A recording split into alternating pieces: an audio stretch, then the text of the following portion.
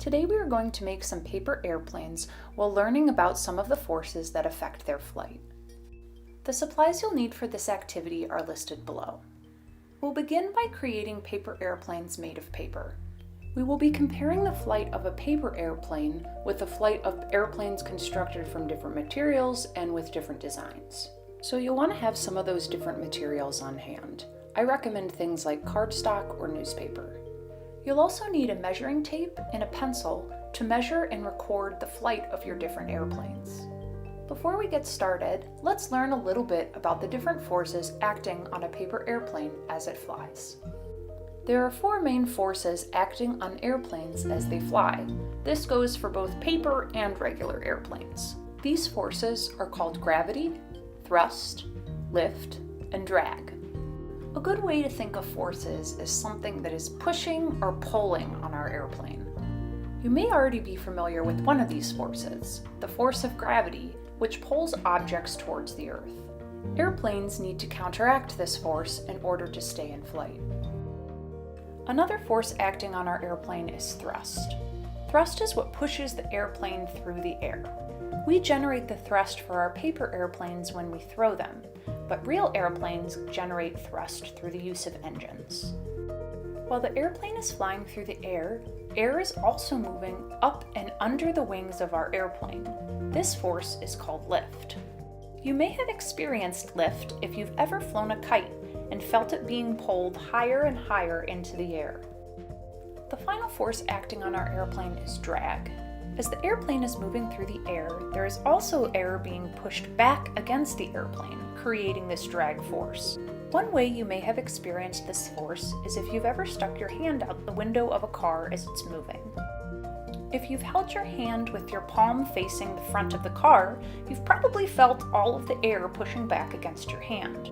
If you were to instead orient your hand with your palm towards the ground, you wouldn't feel that wall of air, and your hand would in fact slice through the air rather than blocking it.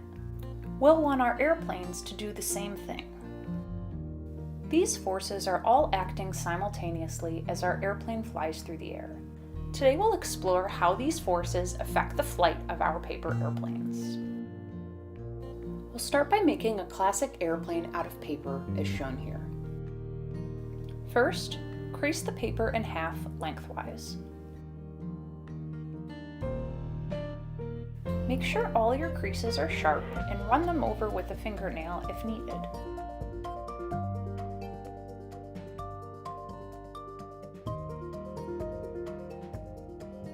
Then, fold your top corners to the middle.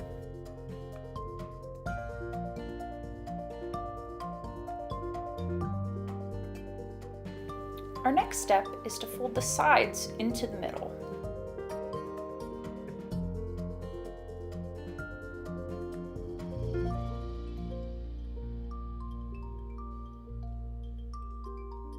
Here, we'll want to flip over our airplane and fold in half along the crease that we previously made. Finally, we'll want to fold our wings down to finish off our paper airplane.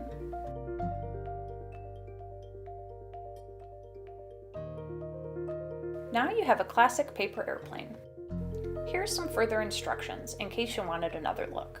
Next, I'll make some slight variations on this template to compare against our classic paper airplane. I'll start by making an airplane out of some heavier cardstock. Then make a tiny paper airplane. Finally, I'll make a regular paper airplane, but do something different with the wings. I'm going to cut 2 slits in either wing, then fold them up, like you see here. I've made 4 airplanes here today.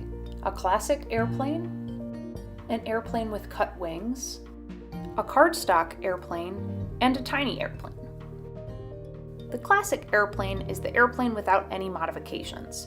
Therefore, it will be the airplane that we compare all of the others to. The airplane with the cut wings has 2 tabs sticking up. These will hit the oncoming air, increasing the drag. The cardstock airplane is made from a heavier material than the classic airplane. The heavier weight reduces lift, making it less effective against the force of gravity. Finally, the tiny airplane is the smallest and lightest of my planes. This lightness will maximize lift. Feel free to make your own iterations on design, construction material, size, or wing shape. Use your understanding of the forces that we talked about today to predict how these modifications will affect your plane's flight. We are also going to want to make a chart for tracking our data. Here, I have each of my airplanes and the distance they traveled. Environmental factors like wind can affect the distance that the airplane travels. To reduce some of this variability, I will take the average of 3 throws.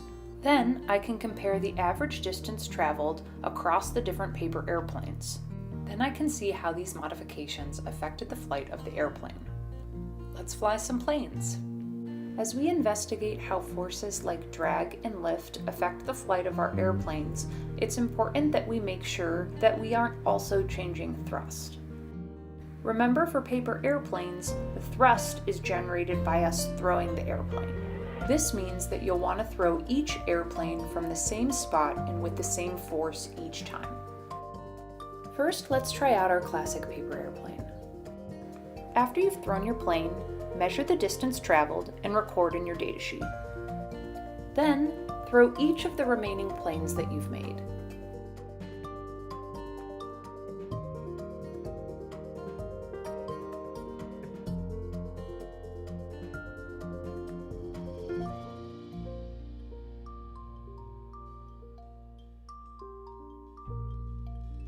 Once you've thrown each of your planes 3 times and measured the distance traveled, you'll want to calculate the average distance traveled for each plane. We can do that by adding up the distance traveled for each plane, then dividing by the number of throws, in this case 3. If we compare the average distance traveled across our different airplanes, we see that our classic airplane traveled the farthest distance at 195 inches.